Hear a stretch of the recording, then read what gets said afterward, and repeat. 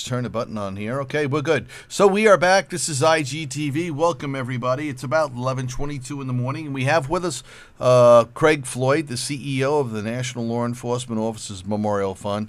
And Craig, just dropping it off, we ended up with the combined federal campaign, and there's a number of different ways people can contribute to the National Law Enforcement Officers Memorial Fund, and of course, some of it, I guess, is going to that great museum that you folks are developing down in the Washington, D.C. area. Why don't we get into the second part of today, and that's the reminder to law enforcement department agencies. Go ahead. Why don't you take that up?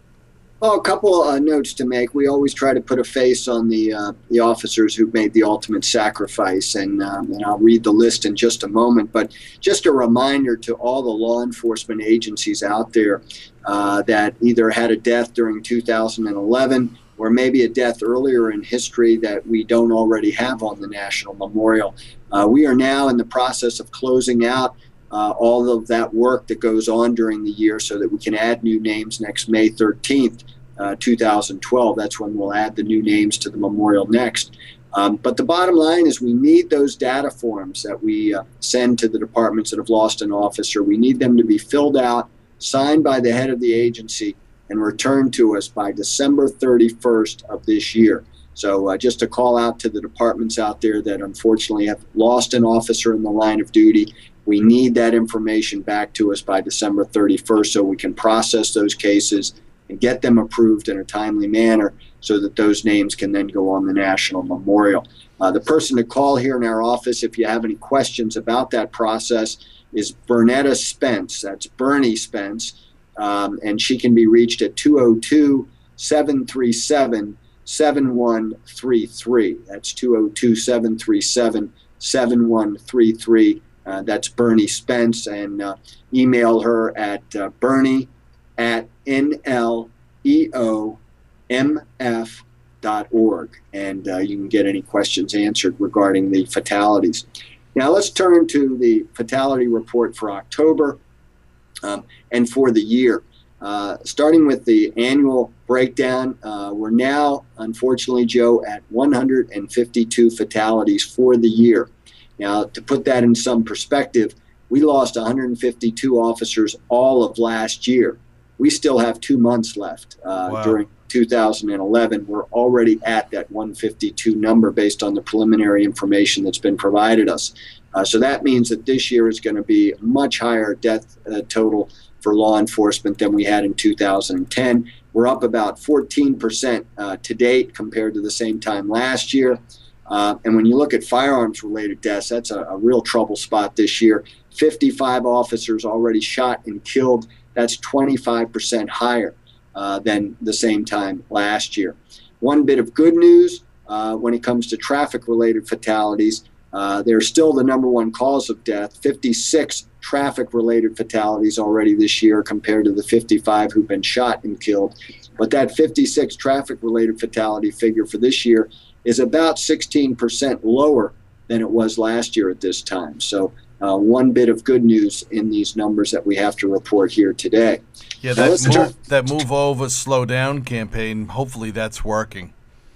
I think so. We've spent a lot of time, you and us and NHTSA, the National Highway Transportation Safety Administration, IACP, National Sheriff's Association, FBI. We're all focused on trying to make it safer for our officers on the roadway, whether it's auto crashes or struck and killed while outside of your vehicle or motorcycle crashes. This has been the number one cause of death for officers for the last 14 years in a row now. And we've got to get our head around that problem because to date, too many officers are dying. And a lot of them, 43% last year, died in single car crashes. That means they were probably driving a little too fast for the conditions, trying to get to an emergency in time to save an innocent life. We applaud them for that spirit, that wonderful can-do spirit that all law enforcement officers have. They want to save people in need, help people in need, but the bottom line is we want them to get home safely to their families at the end of their shift, and that means responding maybe at a slightly lower speed for the conditions so that they don't crash on the way to that emergency call. So just one tip, and as you mentioned, move over and slow down. If we see a officer's vehicle on the side of the roadway. It is the law in 49 states that you must slow down and move over a lane if you have that option. So please encourage all citizens to do that. Great reminder. Let's turn now to the deaths that occurred in October. Unfortunately, there were 9 total fatalities in October. 4 of the officers died in traffic-related incidents. 3 were shot and killed, and 2 actually died of heart attack or other job-related injuries and illness. Rudolph Speller was one of those officers. Catholic University of America died on October 2nd of an apparent heart attack while on patrol. We're waiting on more information there. John Haddock of the Grenada, Mississippi Police Department died on October 7th. October 7th, struck and killed while deploying spike sticks. Now, this is an interesting case because there was another one this month that also died while deploying spike sticks. We actually have 21 cases that are already honored on the memorial, officers who were killed while deploying spike sticks. And we've had 3 already this year, 2 this month. So while we think spike sticks have probably saved many more lives than they have cost, there is a danger associated with deploying those spike sticks. And we encourage all departments to work with their officers and engage in the safest manner of deployment so that officers' lives are not taken while we're trying to apprehend a fleeing felon. We also lost Derek Katecki.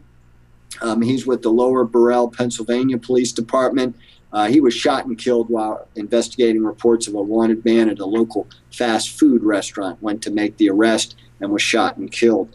Russell Geist of the Franklin County, Kansas Sheriff's Office, he died on October 13th.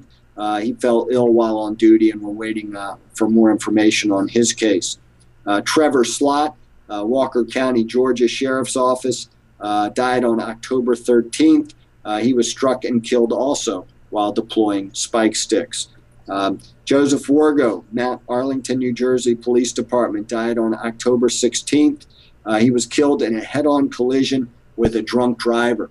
Wow. One note I'll make there, drunk drivers, I should say, have taken the lives of 30% more officers over the last decade than 30 years ago. So we're seeing a major spike in the number of officers killed by drunk drivers while on the roadway. We've got to do a better job of cracking down on drunk driving. It'll save innocent lives, including the lives of our law enforcement professionals. James Paul, he served with the Richmond County, Georgia Police Department, deputy sheriff there, October 23rd. He was shot and killed while investigating a suspicious vehicle parked on the interstate. Now, understand this. Deputy Paul was on his way home at the end of his shift. He saw what he thought was a stranded motorist on the side of the roadway, got off his motorcycle, and before he could even put the kickstand down, a man emerged from that vehicle with an assault rifle and shot and killed Deputy Paul. So just an example of an officer trying to help an innocent person in need, seemingly, and was shot and killed for doing so. Just a very tragic case, as they all are. Terry Lewis Fleming died on October 28th. She was killed in an automobile crash during a high-speed pursuit. We don't see a lot of high-speed pursuits anymore. We have different policies in place to try to spare officers and innocent citizens' lives during those high-speed pursuits. So we've cut way down on when an officer will pursue a fleeing vehicle. But in this case, a pursuit did take place, and she died during that pursuit. Brad Jones died on October 29th, the most recent death that we've identified this year so far. And he served with the Glendale, Arizona Police Department, shot and killed by a probationer. He was escorting a probation officer who went to check on one of his felons that he was in charge of out on probation. And during that visit, the probationer, the felon, pulled a gun and shot and killed Brad Jones. I sent an email yesterday expressing my condolences to the chief of that department, Steve Conrad, a good friend, and I know he was very appreciative of hearing from others during this very difficult time in their department's history. But unfortunately, Brad Jones was lost on October 29th. So those are the officers who died in October. The numbers remain very high. Every month we seem to have a lengthy list to go over, Joe, and it's tough to have to read that list and to know, as you say, let's put a face on those numbers. It's more than just names and numbers. It's people's lives that have been taken and families that have been devastated as a result. Well, I think that's what it does do, Craig, quite frankly. It's a very, very sensitive issue. You know it. I know it. And we want to let those families out there know it as well, because they're the survivors of all this. And, the moms and the kids, and in some cases dads, they have to deal and cope with all this. So we want them to know that it's not just, all lost. All right, that we do remember, these individuals for the great works that they were trying to accomplish. And they are today's heroes. All right, and sincerely appreciate it. So it's good to hear from you. You look well, and it's good to hear from the National Law Enforcement Officers Memorial Fund as we begin to get into the holiday season. We hope it finds it well for you, your family, and your co-workers over there, and continue to do the good work. We'll look forward to hearing from you in December.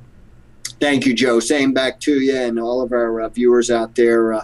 Be safe during the holidays. This is a tough time of year. A lot of people doing a little extra drinking and partying, and it's a dangerous time of the year for law enforcement. So we'll keep our fingers crossed and say a few prayers that our men and women in law enforcement will be safe and get home to their families as well during the holiday season. Yeah, well, I'll double down on that one. Thank you very much, Craig. Appreciate it, and good to hear from you again. All right, everybody.